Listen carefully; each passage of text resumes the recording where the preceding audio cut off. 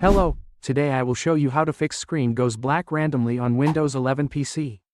A random black screen on Windows 11 usually happens due to display driver problems, power settings, loose cables, or system update issues. So let's start the main video. First, open your PC and click on Windows. Now type Change Screensaver in the search bar and click on Change Screensaver. Now select Screensaver to None and click on Apply and OK.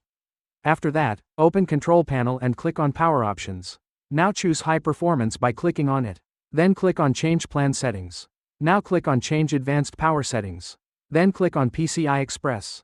Now click on Link State Power Management. Now turn off the settings by clicking on it. Then click on Apply and OK. Now this problem is fixed.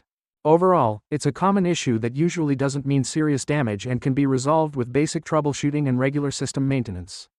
In most cases, this problem is temporary and can be fixed with simple checks and updates, helping your Windows 11 PC run smoothly again. And that's it. Thanks for watching.